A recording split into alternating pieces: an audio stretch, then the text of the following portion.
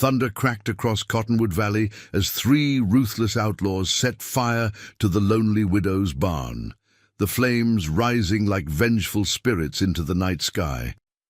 They couldn't have known that Margaret Cooper, the quiet woman watching from her darkened window, had once been known as Steady-Hand Maggie, the sheriff's deadliest marksman who'd outshot every deputy in 5 counties and saved more lives than most doctors. Their mistake would cost them everything. Before we jump back in, tell us where you're tuning in from, and if this story touches you, make sure you're subscribed, because tomorrow I've saved something extra special for you. The late October wind whispered through Cottonwood Valley, carrying with it the scent of rain and approaching winter. Margaret Cooper stood at her kitchen window, her weathered hands wrapped around a cup of cooling coffee as she watched the Hawkins gang approach her property. Her graying hair was tied back neatly, reading glasses perched on her nose, the very picture of a respectable widow going about her evening routine. To any observer, she appeared to be nothing more than another hardy frontier woman, perhaps wondering if she should bring in the laundry before the storm broke. The 3 riders drew closer, their horses' hooves kicking up dust from the drought-hardened earth. Leading them was Curtis Hawkins, a man whose reputation for casual cruelty had spread across 3 territories. The silver knife handle at his belt had reportedly ended more lives than the gun at his hip. Behind him rode his younger brother Nathan, whose dead-eyed stare had witnessed too many atrocities to count. The third man, a newcomer who called himself Jack Quinn, was barely more than a boy, but the fresh notches on his gun belt spoke of someone eager to prove himself through violence. Inside her modest home, young Sarah Jenkins watched through a gap in the curtains, her heart pounding, but her hands steady. The 16-year-old had been taken in by Mrs. Cooper after her parents' farm burned in last summer's drought. She knew some of the widow's secrets, had seen the collection of sharpshooting medals hidden in a box beneath the floorboards, had noticed how the older woman's eyes constantly tracked movement like a hawk watching its prey. But even Sarah didn't know the full story of why the most respected lawman in the territory had once called Margaret Cooper his secret weapon. The approaching riders had chosen Margaret's farm for the same reason they'd targeted other remote homesteads: isolation, apparent vulnerability, and the assumption that a widow living alone would be easy prey. They couldn't have known that every fence post had been carefully measured for distance, every window positioned to provide clear lines of sight, every apparent decorative feature designed to channel movement exactly where Margaret wanted it. Thunder rolled across the valley again as Curtis Hawkins reined his horse to a stop at her front gate. Margaret set down her coffee cup with deliberate calm, her fingers brushing against the modified Winchester hidden beneath her apron. The weapon was a reminder of different days, when she'd worn a deputy's badge, and her reputation for accuracy had made even hardened criminals think twice about drawing iron in Cottonwood County. "Evening, ma'am," Hawkins called out, his voice carrying false politeness. "Noticed your barn's mighty full of fresh hay. Thought we might water our horses, maybe rest a spell." His hand rested casually on his silver knife handle, a gesture that had preceded violence countless times before. Margaret Cooper stepped onto her front porch, playing the role of the unsuspecting widow to perfection. 2 years of maintaining this cover, of being known simply as the quiet woman who made the best apple pies at the church social, had prepared her for moments like this. "I'm afraid I can't offer much hospitality this evening, gentlemen," she replied, her voice carrying just the right tremor of age and uncertainty. "Storm's coming in, and I need to secure things before it hits." Inside the house, Sarah remembered the lessons Mrs. Cooper had drilled into her over the past year. "Watch their eyes," she'd said during their quiet evening talks. "A man's mouth might lie, but his eyes always tell the truth." Now, studying Curtis Hawkins' cold gaze, Sarah understood exactly what her guardian had meant.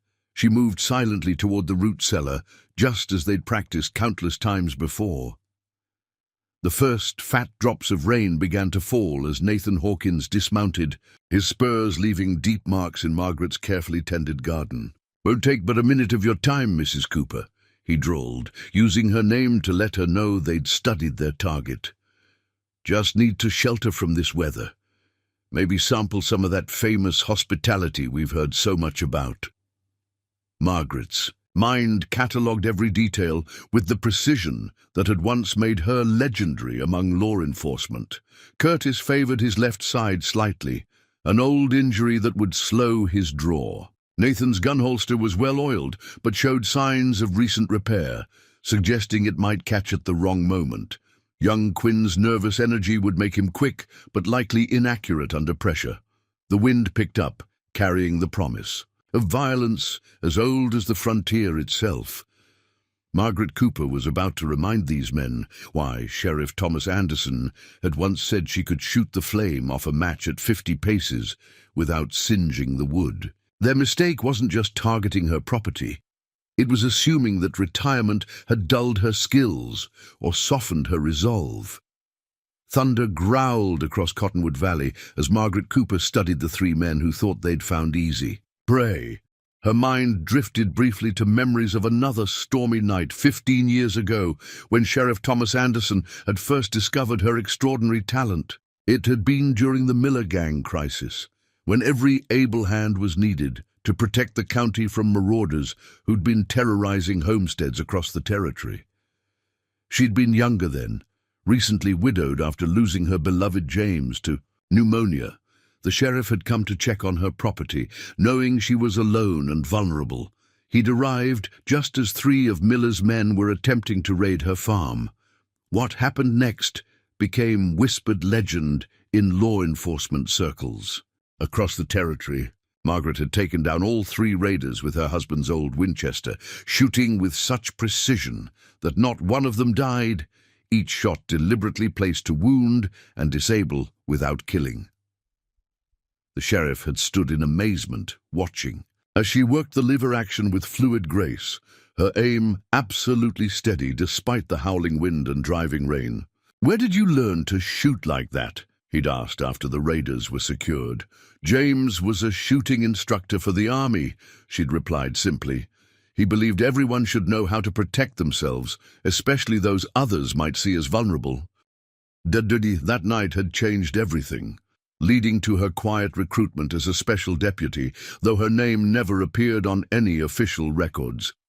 Now, watching Curtis Hawkins approach her porch with predatory confidence, Margaret maintained her facade of aged vulnerability while calculating distances and angles with mathematical precision. Sarah Jenkins remained hidden but ready, another piece in a carefully prepared defense that the Hawkins gang couldn't begin to suspect. "Your barn's awful big for a widow living alone," Curtis observed, his cold eyes scanning the property. "Must be hard to maintain all this by yourself." The implied threat in his words was clear. They'd been watching her property, learning her routines, thinking they understood her capabilities. "The good Lord provides," Margaret replied mildly, her hands folded demurely before her.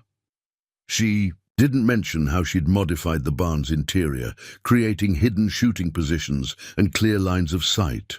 Didn't tell them about the carefully measured distances marked by seemingly decorative fence posts, or the signal system she'd arranged with neighboring farms. Nathan Hawkins moved with practiced menace, trying to circle around to her right, while young Quinn maintained his position by the horses. They were using standard bandit tactics, the kind she'd helped the sheriff's department counter dozens of times during her Secret Service as a special deputy. Inside the house, Sarah remembered more of Margaret's lessons. The older woman hadn't just taught her about shooting and survival. She'd instructed her in observation, strategy, and the psychology of confrontation. "Most fights are won or lost before the first shot," Margaret had told her during their evening lessons. "The key is understanding what your opponent expects and using those expectations against them." Lightning split the sky, illuminating the scene in stark detail. Margaret noticed how the storm's approach had made the Hawkins gang nervous, though they tried to hide it. They wanted to complete their raid quickly, get under cover before the weather turned truly dangerous. Their haste would make them careless, create opportunities she could exploit. "I heard about your husband," Curtis said, attempting to engage her in conversation while his brother maneuvered into position. "James Cooper, wasn't it? Died some years back?" He was trying to demonstrate knowledge of her past, to unsettle her with the implicit threat that they'd researched their target. Thoroughly. Margaret allowed a trace of genuine grief to color her voice. "Yes, 15 years this winter." She didn't mention how James had spent their years together, teaching her everything he knew about marksmanship, about reading terrain, and calculating wind effects. How proud he'd been of her natural talent, or how he'd insisted she practice, until her skills surpassed even his own.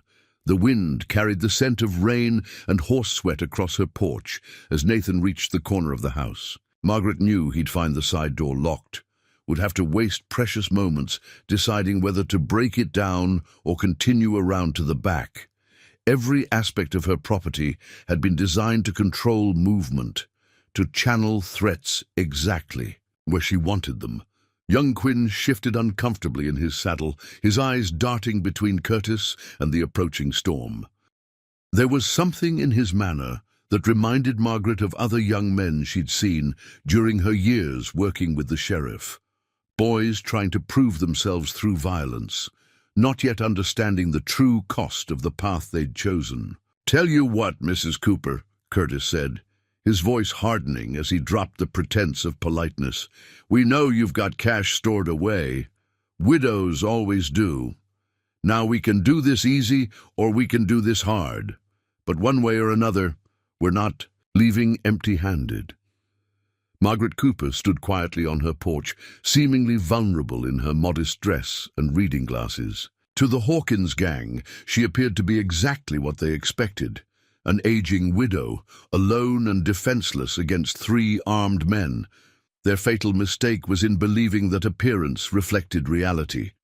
Thunder rumbled again, closer now, as Margaret prepared to show these men why Sheriff Anderson had once said she was worth any 10 deputies when it came to protecting the innocent. The storm was about to break over Cottonwood Valley, but it wouldn't be the most dangerous thing these outlaws would face tonight. Preparing and narrating this story took us a lot of time, so if you are enjoying it, subscribe to our channel. It means a lot to us. Now back to the story. Margaret Cooper watched as the first heavy raindrops began striking her porch boards, each one landing with the precise timing of a clock, marking the moments until violence would erupt. Curtis Hawkins took another step forward, his boots leaving muddy prints on her clean steps, a deliberate show of dominance that made his intentions clear. "Last chance to make this easy, Mrs. Cooper," Curtis announced, his hand moving closer to his silver-handled knife. "Tell us where you keep your valuables, and maybe we'll leave enough supplies to see you through winter." Behind him, Nathan had completed his circuit of the house, finding every entrance secured exactly as Margaret had planned. The wind carried the rich scent of rain-soaked earth as Margaret adjusted her position slightly, every movement calculated despite its appearance of nervous fidgeting. "You boys really should have asked around about me," she said, her voice carrying an edge that made young Quinn glance nervously at his companions. "Should have wondered why my property has never been successfully raided, even out here all alone." Inside the house, Sarah Jenkins maintained her position at the specially designed observation point, remembering every lesson Margaret had taught her about staying calm under pressure. Through carefully placed peepholes, she could track the outlaws' movements while remaining completely hidden. The girl's hands moved to the signal mirror they'd practiced with countless times, ready for Margaret's subtle command. "Enough talk," Curtis snarled, his patience clearly wearing thin. "Nathan, check the barn. Quinn, keep her covered. I'm going to have a look inside this nice house." He stepped forward, reaching for Margaret's arm, intent on moving her aside. Instead, he found himself staring down the barrel of a Winchester that seemed to materialize from beneath her apron.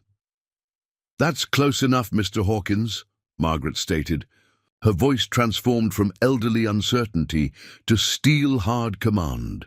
The rifle in her hands was rock steady, despite the wind that whipped her skirts around her ankles. "Now I'm going to give you the same choice I gave the Miller gang 15 years ago, though I doubt you're smart enough to take it." The change in her bearing was so complete that even Curtis Hawkins, notorious for his fearlessness, took an involuntary step backward. Gone was any trace of the vulnerable widow. In her place stood someone whose eyes held the unwavering focus of a born marksman, whose every movement spoke of practiced, lethal capability. "Miller gang?" Young Quinn's voice cracked slightly. "Ain't they the ones who—" His words trailed off as Nathan Hawkins cursed in sudden recognition. "Sweet Jesus, Curtis," Nathan called out, his own gun half drawn. "I heard stories about this place, about a widow who took down 3 of Miller's best men. They said Sheriff Anderson had some secret weapon during those raids, someone who could outshoot his whole department." Margaret allowed herself a small smile, though her aim never wavered. "Thomas was a good man and an even better sheriff. Taught me a lot about law enforcement, though I have to say he never quite managed to match my accuracy scores." A flash of lightning illuminated the scene, reflecting off her reading glasses and the well-maintained barrel of her Winchester. "You're lying," Curtis spat, though doubt had crept into his voice. "Trying to buy time till help arrives. Well, there ain't no help coming, not in this storm." His hand moved toward his gun, but Margaret's response was immediate. The Winchester barked once, the sound almost lost in a roll of thunder. Curtis's gun belt fell to the mud, its holster strap cleanly severed. Before Nathan could complete his draw, a second shot rang out, sending his weapon spinning away into the rain-soaked grass. Young Quinn's hands froze halfway to his own pistol as he realized the implications of what he'd just witnessed. "That's 2 bullets out of 15, Margaret announced calmly, as if she were teaching a mathematics lesson. "I've got 13 more opportunities to demonstrate why Thomas called me his deadliest shot. Would you care to test how many it would take to convince you gentlemen to reconsider your evening plans?" The rain was falling steadily now, but Margaret's aim remained perfectly steady. She'd spent countless hours practicing in every kind of weather, understanding that real confrontations rarely waited for perfect conditions. James had taught her that before he died, and she'd refined those lessons during her years working secretly with the sheriff's department. "Now, Mr. Hawkins," she continued, her voice carrying clearly despite the storm, "I'm going to explain exactly how this situation can end. You can gather your weapons, carefully, mind you, and ride away from my property. Or you can discover firsthand why Sheriff Anderson once said, 'I could shoot the whiskers off a cat at 100 yards without breaking its skin.'" The cold October rain fell steadily across Cottonwood Valley as Margaret Cooper maintained her unwavering aim at Curtis Hawkins. Lightning flashed again, illuminating the scene in stark relief. 3 notorious outlaws suddenly finding themselves at the mercy of a widow whose appearance had concealed lethal capability. The transformation in her bearing was so complete that even Nathan Hawkins, known for his steely nerve, remained frozen in place. "You know what most people get wrong about accuracy?" Margaret asked, her voice carrying the same patient tone she'd used when teaching Sarah about marksmanship.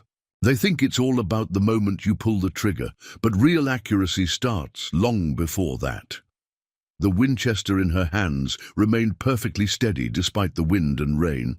"It's about preparation, about understanding distance and wind and the way light plays tricks in different weather."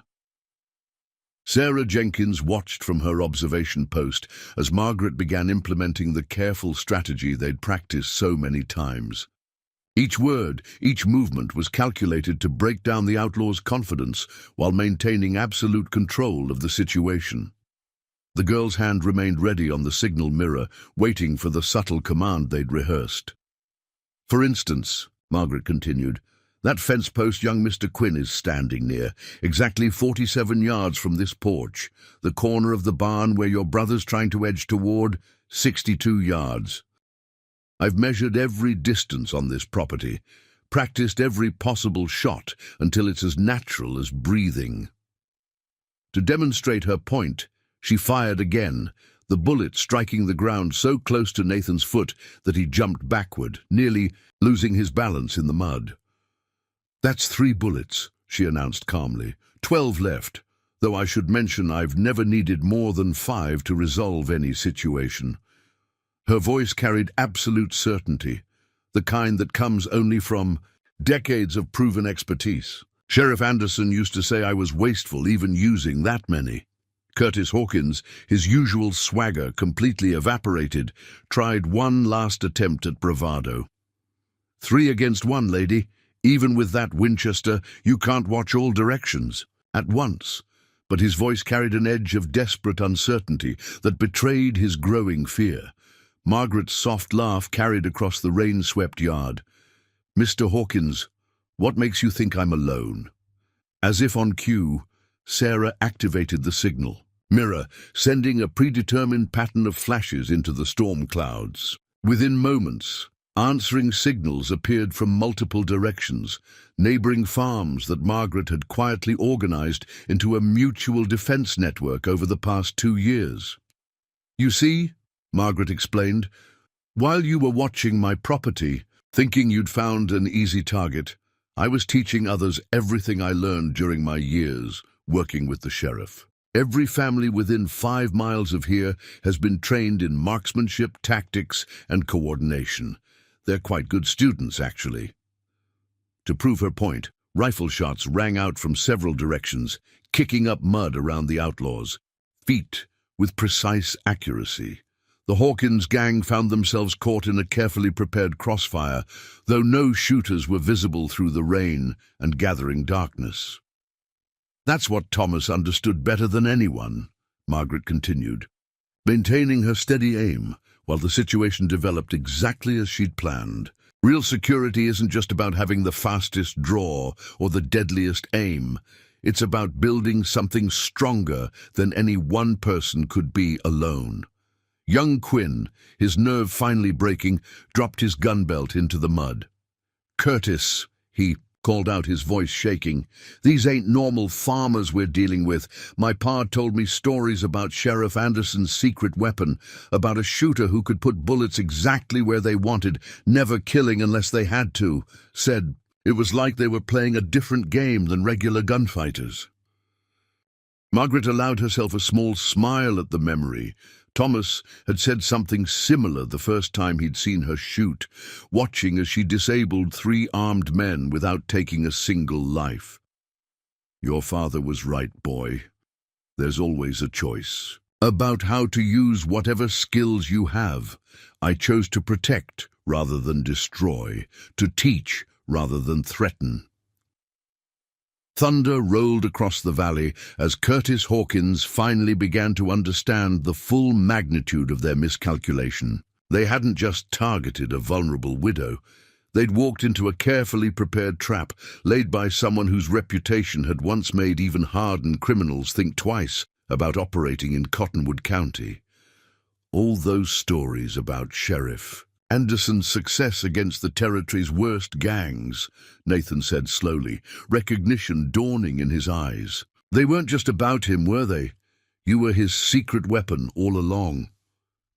Thomas was a good man and an excellent sheriff, Margaret replied, the Winchester still tracking every slight movement in the yard. He understood that sometimes the best way to maintain law and order was to let people underestimate you, to turn their own assumptions against them. Another series of rifle shots rang out from the darkness, demonstrating just how completely surrounded the Hawkins gang had become. The rain continued to fall as Margaret Cooper prepared to show these men exactly why Thomas Anderson had once said she was worth any 10 regular deputies. The quiet widow they'd thought would be an easy target was about to give them a lesson in the difference between appearance and reality, between mere violence and true skill. The October storm had transformed Cottonwood Valley into a theatre of shadows and flashing lightning, where Margaret Cooper's carefully laid trap was reaching its climax. Curtis Hawkins, stripped of his usual confidence, found himself calculating odds that grew worse with each passing moment. His brother Nathan had backed himself against the barn wall while young Quinn stood motionless, his empty gun belt lying in the mud at his feet. "You want to know something interesting about fear, Mr. Hawkins?" Margaret's voice carried across the rain-swept yard, steady as her aim. "It's not the quick death men truly fear. It's the slow realization that they've walked into something they don't understand, can't control." She adjusted her position slightly, her movements carrying the fluid grace of someone who had spent decades mastering their craft. Inside the house, Sarah Jenkins continued coordinating with their network of allies, using the signal mirror to relay messages through the storm. The careful planning Margaret had invested in preparing the community was paying off, as answering signals confirmed their neighbors were maintaining their positions despite the worsening weather. "Let me tell you a story," Margaret continued, her voice taking on an almost educational tone. "About 6 years ago, Thomas brought me a particular problem. A gang had been hitting farms across 3 counties, always seeming to know exactly when law enforcement would be too far away to respond.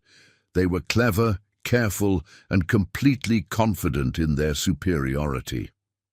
Lightning flashed again, illuminating the scene in stark detail. Curtis's hand had begun moving slowly toward his boot, where he likely kept a hidden derringer. Margaret's next shot kicked up mud less than an inch from his fingers, freezing him in place.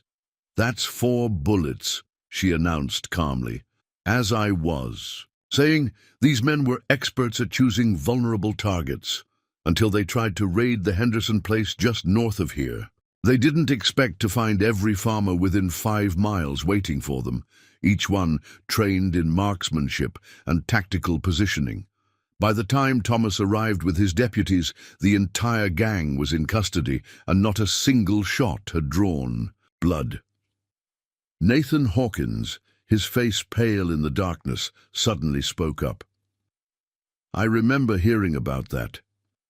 They said it was like the gang had walked into a trap set by a military tactician, not just some country farmers."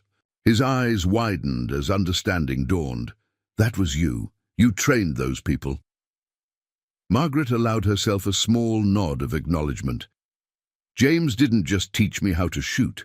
He taught me how to teach others, how to turn individual skill into coordinated strength. Thomas understood the value of that, even if he never put my name in any official reports." The rain had soaked through everyone's clothing, but Margaret's aim remained absolutely steady. Around the property, barely visible through the storm, her network of trained neighbors maintained their positions with practiced discipline. The Hawkins gang found themselves caught in a web that had been years in the making. "Curtis," young Quinn called out, his voice shaking, "my pa also told me about a shooting contest in Carson City 10 years back. Said he saw someone put 6 bullets through the same hole at 50 paces, then vanish before anyone could learn their name. Said Sheriff Anderson was grinning like he'd just won the biggest bet of his life." Margaret's soft laugh carried over, the sound of rain on the porch roof. "Thomas did win quite a bit of money that day. He was rather fond of letting people underestimate his secret weapon. Though I have to say that 6th shot was a bit off, nearly a 1/4 inch from perfect center." Curtis Hawkins, his face twisted with a mixture of rage and fear, made one last attempt to regain control of the situation. "You're just one old woman with a Winchester. Even with a few farmers helping, you can't watch everything at once. The minute you shoot at one of us, the others will have their chance. No, "Mr. Hawkins," Margaret replied, her voice carrying a hint of genuine disappointment, "you still haven't understood what you're facing. This isn't just about me anymore." She raised her voice slightly. "Sarah, would you demonstrate the evening's second lesson?" The signal mirror flashed once more, and suddenly lanterns began lighting up across the property, revealing just how many armed neighbors had gathered during their conversation. The Hawkins gang found themselves illuminated from multiple angles, each defensive position carefully chosen and prepared long in advance. "You see," Margaret continued, "while you were watching my property, thinking you'd found an easy target, I was building something stronger than any one person could be.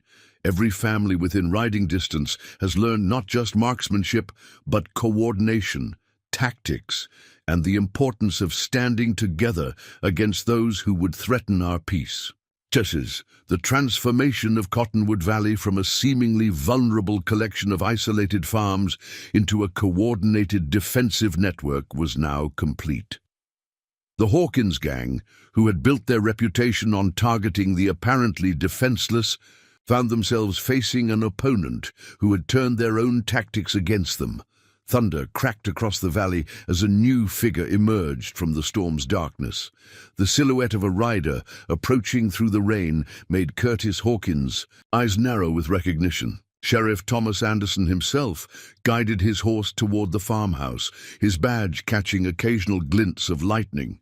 His arrival sent a visible ripple of tension through the Hawkins gang, especially Nathan, who had past encounters with the lawman. "Evening, Maggie," Thomas called out, his voice carrying the weight of years of shared history. "Seems you've got yourself some unwelcome visitors." He dismounted slowly, deliberately, his movement suggesting no hurry despite the situation.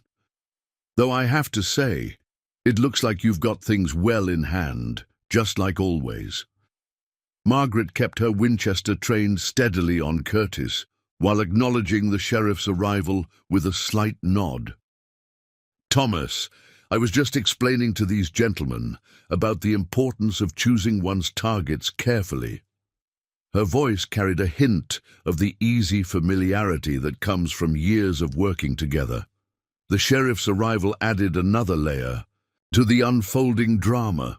Inside the house, Sarah watched as the man she'd only known as an occasional visitor to their farm revealed his deeper connection to her guardian. Through her observation post, she could see how his presence changed the dynamic in the rain-soaked yard.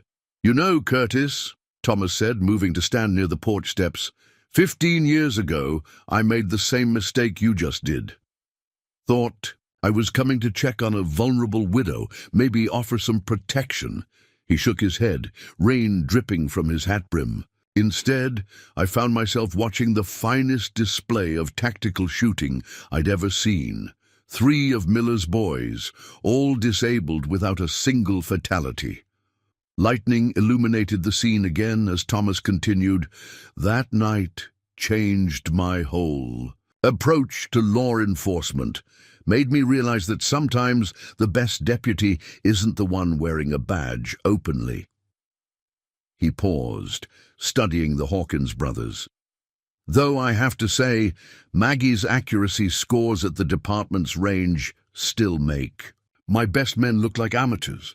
Curtis Hawkins, his usual arrogance cracking under the combined pressure of Margaret's unwavering aim and the sheriff's arrival, tried one last gambit.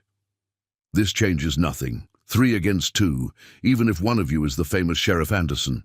Margaret's soft laugh carried across the yard. "Mr. Hawkins, you still haven't learned to count properly. Thomas, would you say our neighbors have maintained their training standards?" "Above and beyond, Maggie," the sheriff replied, gesturing to the dozens of armed farmers now visible in the lantern light. "Though I have to say, young Bill Henderson's group out by the north fence has gotten particularly sharp. Almost as good as you these days." The revelation that the sheriff had been aware of and apparently supporting Margaret's community defense network seemed to finally break Curtis's remaining bravado. The notorious outlaw found himself facing not just a skilled shooter and a legendary lawman, but an entire community that had been prepared for precisely this type of threat. "You want to know what your real mistake was tonight?" Thomas asked, his voice carrying the tone of someone delivering an important lesson. "You thought you were dealing with an isolated widow. Instead, you walked into the carefully laid plans of the person who trained half my department in advanced marksmanship. The same person who turned this valley from a collection of vulnerable homesteads into the best organized civilian defense network in the territory." Sarah, still at her post, remembered the quiet evenings when Margaret had taught her about more than just shooting. She'd learned about community, about how true strength comes from people working together, about how the best victories are the ones that never require a shot fired. "I remember when Maggie first proposed this idea," Thomas continued, moving to stand beside Margaret on the porch. "Training the local farmers not just in shooting, but in coordination, communication, mutual support. Some of my deputies thought it was a waste of time." He smiled slightly. "They changed their minds after watching her put on a demonstration at the range." Margaret's Winchester remained rock steady as she addressed the Hawkins gang. "You see, gentlemen, while you were building a reputation for preying on the seemingly defenseless, we were building something stronger. Every family in this valley has learned not just how to protect themselves, but how to protect each other." The rain continued to fall as Curtis Hawkins finally began to understand the full magnitude of their miscalculation. They hadn't just targeted the wrong widow. They'd unknowingly challenged the entire organized strength of Cottonwood Valley, trained and coordinated by someone whose skill with a firearm was matched only by her ability to teach others. "Now," Thomas announced, his voice carrying the authority of his office, "we're going to have a calm, orderly surrender. My deputies are already on their way, and I think we all understand that any other choice would be unwise." He glanced at Margaret, a hint of their long partnership visible in the exchange. "Though I have to say, testing Maggie's patience further wouldn't be your smartest move. I've seen what she can do with that Winchester when she's truly annoyed." The storm's intensity had increased, but the tableau in Margaret Cooper's front yard remained frozen in a moment of revelation. Curtis Hawkins, his usual dominance stripped away, found himself processing the full implications of Sheriff Anderson's words. His brother Nathan had gone completely still, while young Quinn looked like he was reconsidering every life choice that had led him to this moment. "You know what's remarkable about teaching marksmanship?" Margaret asked, her voice carrying over the sound of rain on the porch roof. "It's not just about showing someone how to shoot straight. It's about helping them understand when not to shoot at all."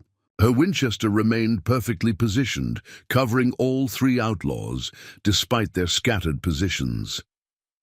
Thomas here was one of the first to understand that concept. The sheriff nodded, rain dripping from his hat brim. "Took me about 5 minutes of watching Maggie work to realize I'd been thinking about law enforcement all wrong. It's not about having the fastest draw or the most deputies. It's about building something that makes outlaws think twice before even trying." Inside the house, Sarah continued her careful observation, understanding now why Margaret had spent so many hours teaching her not just shooting techniques, but strategy, psychology, and the importance of community coordination. Each lesson had been building towards something larger than individual skill. "Tell me something, Curtis," Thomas continued, his voice carrying the weight of decades of law enforcement experience. "Did you ever wonder why certain parts of the territory seemed immune to raids? Why some communities never seemed to have the problems that plagued others?" Lightning flashed again, illuminating the network of armed neighbors maintaining their positions around the property. Curtis's eyes darted between them, noting their professional stance and coordinated positioning. "Those stories about your secret weapon," he said slowly, realization dawning. "They weren't just about having a skilled shooter. You were building an army." Margaret's soft laugh carried across the yard. Not an army, Mr. Hawkins, a community. There's a significant difference. She adjusted her position slightly, the Winchester never wavering. An army fights, a community protects. Everything I learned from James, everything I taught others, was about protection rather than aggression. Thomas stepped forward, his badge catching another flash of lightning. You boys might be interested to know that in the past 5 years, violent crime in this valley has dropped to almost nothing. Not because we got more deputies or built bigger jails, but because Maggie here helped every family understand that they weren't alone. Sarah's signal mirror flashed again, confirming that more of Margaret's trained neighbors had arrived to reinforce their positions. The Hawkins gang found themselves surrounded by a level of organization and skill they'd never anticipated encountering on what they'd thought would be a routine raid. The thing about assumptions, Margaret continued, her voice taking on an instructional tone, is that they can blind you to what's really happening. You assumed a widow living alone would be vulnerable. You never stopped to ask why someone might choose to appear vulnerable while maintaining such a strategically positioned property. Nathan Hawkins, his usual silence finally broken, spoke up. The barn modifications, the sight lines, the coordinated signals. This wasn't just about defending one farm. You've turned the whole valley into a fortress. His voice carried a mixture of fear and reluctant admiration. Not a fortress, Margaret corrected, a sanctuary, a place where people learn to stand together to protect not just their own homes, but their neighbors as well. She glanced at Thomas. The sheriff here gave me the freedom to build something that would last longer than any one person's skill with a weapon. Young Quinn, who had remained frozen since dropping his gun belt, suddenly spoke up. My pa used to talk about a shooting exhibition in Carson City, said he saw someone put 6 bullets through the same hole at 50 paces, said it changed how he thought about what was possible with a firearm. Your father was there? Margaret asked, genuine interest in her voice. He must have been one of the few who stayed to ask questions afterward. Most were too busy rushing to place bets on the next shooter. She paused, studying the young man.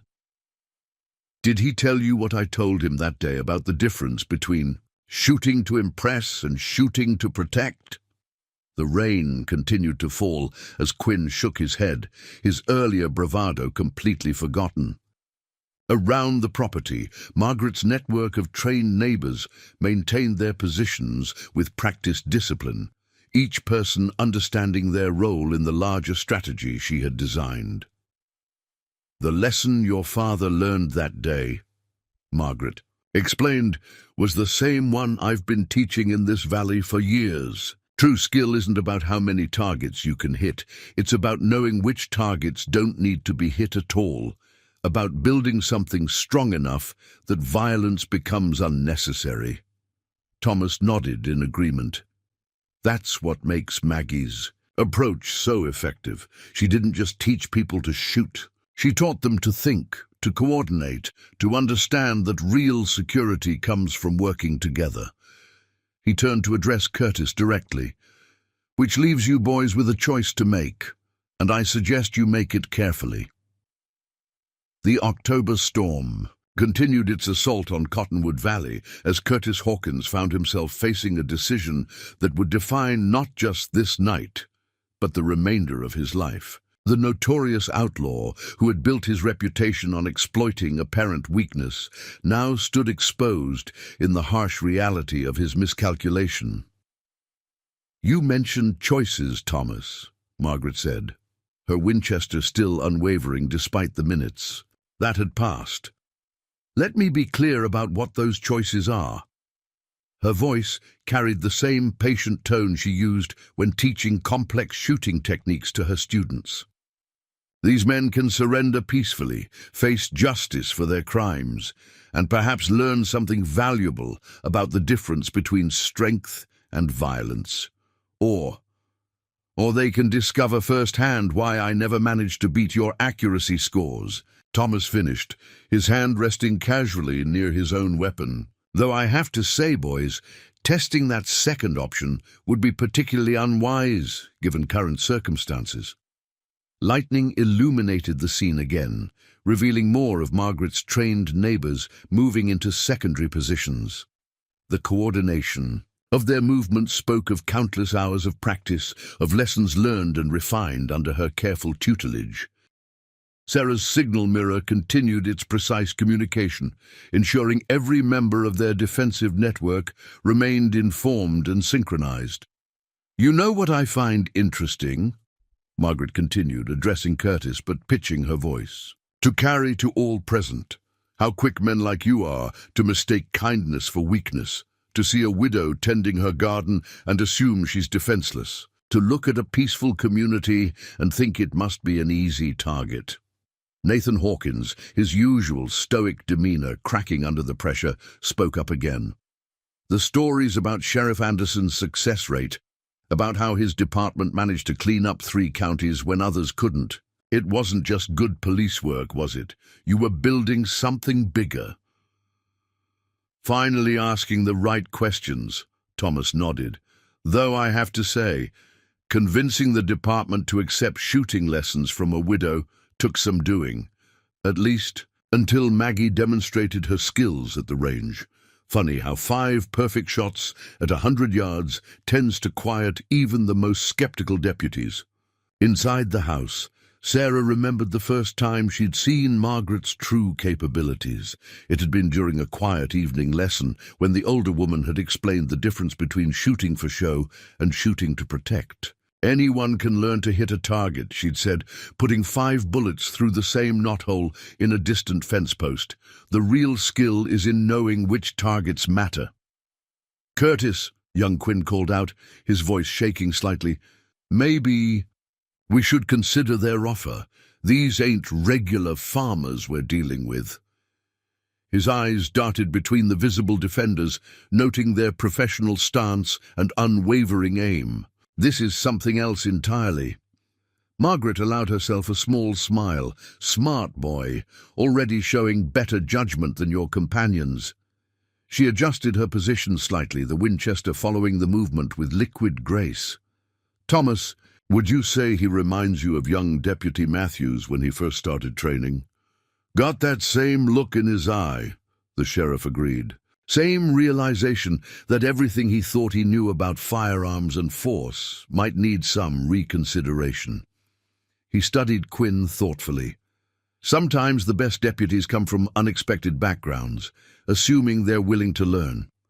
Curtis Hawkins, his face darkening with rage at his dissolving control of the situation, made one last attempt to assert dominance. "You think these fancy shooting tricks and coordinated farmers make you invincible? There are more of us out. And there, others will come." "Others have come, Mr. Hawkins," Margaret replied calmly. "The Miller Gang, the Henderson Raiders, even that group from Dakota Territory last spring. Would you like to know what they all had in common besides underestimating this valley?" She paused, letting the question hang in the rain-filled air. "They all learned the same lesson you're learning now, that true strength isn't found in violence or intimidation, but in community and preparation." Thomas moved to stand beside Margaret, their long partnership evident in how naturally they coordinated their coverage of the yard. "You boys might be interested to know that word has spread about this valley, about how raids here tend to end with would-be outlaws either in custody or reconsidering their life choices. Some say it's like the whole community moves as one, protecting each other with a skill that seems almost supernatural." "Nothing supernatural about it," Margaret corrected. "Just years of practice, dedication, and understanding that the best defense isn't a single expert shooter, but an entire community, trained to work together." She nodded toward where her neighbors maintained their positions in the storm. "Every person you see out there has spent countless hours learning not just marksmanship, but tactics, coordination, and the importance of protecting something larger than themselves. The rain continued to fall as Curtis Hawkins finally began to understand that he had initiated something far beyond a simple raid. He had unknowingly challenged a system of community defense that had been years in the making, trained by someone whose skill with a firearm was matched only by her ability to teach and inspire others. The storm's intensity seemed to mirror the growing tension in Margaret Cooper's front yard. Curtis Hawkins, his previous confidence shattered, watched as more lantern lights appeared through the rain, each one representing another member of the valley's defensive network, moving into position. "You know what James used to say about preparation?" Margaret asked, her voice carrying clearly despite the weather. "He said that the best fights are the ones you prevent entirely. That true expertise isn't about winning confrontations, but about making them unnecessary." The Winchester in her hands remained perfectly steady, its aim never wavering from Curtis's chest. Sheriff Anderson nodded in agreement. "Took me years to fully understand what Maggie was building here. At first I thought she was just helping folks protect their individual properties. Wasn't until the Henderson raid that I realized the full scope of her vision." Inside the house, Sarah continued her coordinated signals with the outer defensive positions, each flash of her mirror part of an intricate communication system that Margaret had developed over years of planning. The girl remembered countless evenings spent practicing these sequences, never fully understanding their importance until now. "Tell them about the Henderson raid, Thomas," Margaret suggested, her eyes still tracking every slight movement in the yard. "These gentlemen might find it educational, considering their current situation." The sheriff shifted his position slightly, maintaining his coverage while beginning the story. Henderson family had a spread about 3 miles north of here. Group of raiders thought they'd found an easy target, isolated farm, seemingly minimal defenses, much like you boys tonight. He paused, letting the comparison sink in. What they didn't know, he continued, was that Maggie had spent months preparing not just the Hendersons, but every family within riding distance. When those raiders made their move, they found themselves facing an entire community that moved with military precision. Never seen anything like it. Nathan Hawkins, his usual stoic demeanor cracking under the mounting pressure, spoke up. "The signals, the coordinated positions, the way everyone moves together. This isn't just some random group of farmers defending their homes. This is something else entirely." "Very observant, Mr. Hawkins," Margaret acknowledged. "Though I have to say you're a bit late in making that connection. Every person you see out there has trained extensively in not just marksmanship, but tactical positioning, communication, and coordinated defense, just as I learned from James and later taught to Thomas's deputies." Young Quinn, still standing near his discarded gun belt, looked increasingly uncertain. "Curtis," he called out, his voice shaking slightly, "maybe we should reconsider our position here. These people, they're not what we thought they were." Lightning flashed again, illuminating the scene in stark detail. The Hawkins gang found themselves at the center of a web of defensive positions, each one carefully planned and executed with professional precision. The supposedly vulnerable widow's farm had transformed into a tactical stronghold, with every apparent weakness revealed as a carefully crafted deception. "You want to know what truly makes this system effective?" Margaret asked, her voice taking on the tone she used when teaching particularly important lessons. "It's not just about shooting skill or tactical positioning, it's about understanding that true security comes from people working together, from turning individual talents into collective strength." Thomas nodded in agreement.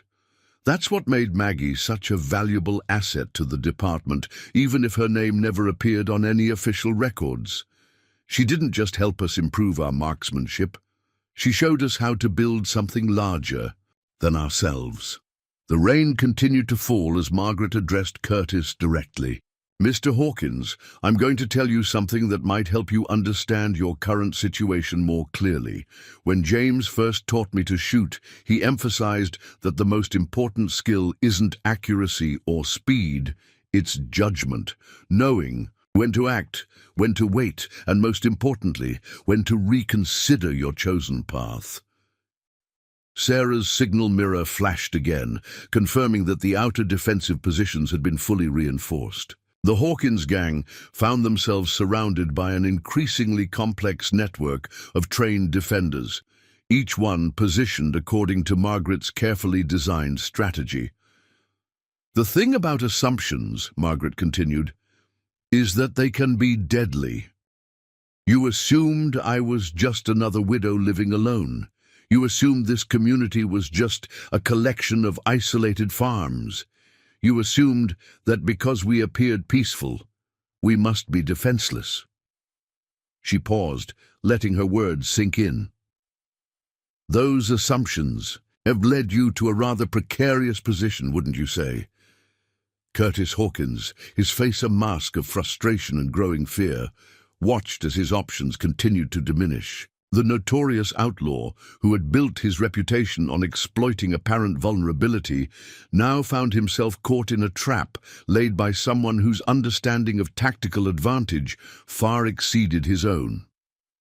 The October wind howled across Cottonwood Valley as Curtis Hawkins struggled with the realization that his entire understanding of power and vulnerability had been fundamentally flawed. The rain had soaked through everyone's clothing, but Margaret Cooper's aim remained unwavering, the Winchester as steady as her resolve. "You know what fascinates me about moments like this?" Margaret asked, her voice carrying the same calm authority she used when instructing new students. "It's watching people realize that everything they thought they knew about strength and weakness might need reconsidering. That perhaps their entire approach to power has been fundamentally mistaken." Sheriff Anderson moved slightly, positioning himself to better cover Nathan while Margaret kept Curtis in her sights. "Reminds me of my own moment of revelation," he said, addressing no one in particular. "Watching Maggie take down 3 armed men without taking a single life made me rethink everything I thought I knew about law enforcement." Inside the house, Sarah maintained her observation post, remembering Margaret's lessons about patience and timing. Through carefully placed spy holes, she could see more of their neighbors moving into secondary positions, each movement precise and coordinated, just as they'd practiced countless times before. "Curtis," Nathan called out, his voice carrying an edge of desperation, "this ain't like any situation we've handled before. These people, they're operating on a different level entirely." His eyes darted between the visible defenders, noting their professional stance and unwavering discipline. Margaret allowed herself a small nod of acknowledgement. "Your brother's beginning to understand, Mr. Hawkins, though I have to say, the realization comes a bit late in the proceedings." She adjusted her position slightly, the Winchester following the movement with fluid grace. "Would you like to know what James used to say about the difference between true strength and mere force?" Young Quinn, who had remained silent for several minutes, suddenly spoke up. "My pa, he used to talk about a shooting exhibition he saw, said it changed how he thought about firearms entirely, said he watched someone demonstrate that a gun could be more than just a weapon." His voice carried a note of dawning recognition. "Interesting," Margaret replied, genuine curiosity in her tone. "Was your father at the Carson City demonstration, the one where Thomas here won quite a substantial bet against some rather overconfident deputies from the Northern Territories?" The sheriff chuckled at the memory. "Those boys thought they were the finest shots west of the Mississippi, right up until Maggie here showed them the difference between shooting to impress and shooting to protect. Never seen a group of lawmen so quiet as when she put those 6 shots through the same hole at 50 paces. Lightning flashed again, illuminating the scene in stark detail. The Hawkins gang found themselves at the center of a carefully orchestrated defensive network, each position covered by multiple angles, each movement tracked by experienced eyes. What had seemed like an easy target had transformed into a tactical nightmare. "You want to know the real difference between us, Mr. Hawkins?" Margaret asked, her voice carrying over another roll of thunder. "It's not just about skill with a firearm or tactical advantage. It's about understanding that true strength comes from building something larger than yourself, something that survives and grows stronger with each challenge." Sarah's signal mirror flashed again, confirming that their outer defensive positions had been further reinforced. The community's response to potential threat had become so well coordinated that it seemed almost choreographed, each person understanding their role in the larger strategy.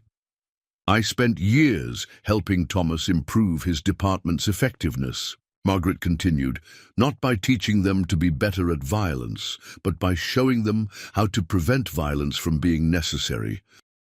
How to build networks of mutual support and protection that make criminal activity less attractive in the first place." Curtis Hawkins, his usual dominance completely stripped away, watched as his options continued to diminish.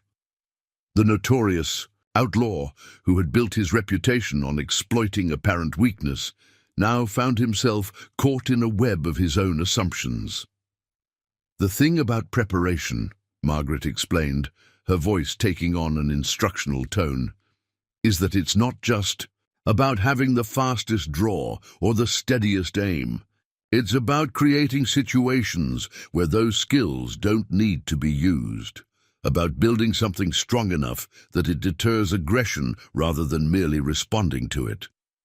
The rain continued to fall as Sheriff Anderson addressed the Hawkins gang directly. "Boys, I'm going to be honest with you. In all my years of law enforcement, I've never seen anyone walk away from challenging Maggie's system. Not successfully, anyway. The choice you're facing now isn't about whether you'll leave this valley. It's about how you'll leave it." The storm's intensity had begun to ease, but the tension in Margaret Cooper's front yard remained palpable. Curtis Hawkins, his previous swagger completely evaporated, found himself facing a choice that would define not just this night, but the remainder of his life.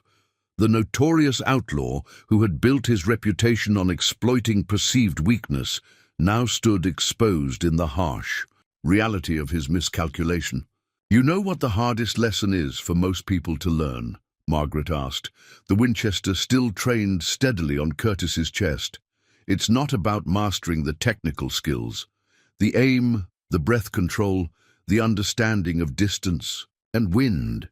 It's about recognizing that true expertise isn't in how well you can fight, but in knowing how to prevent fights from being necessary."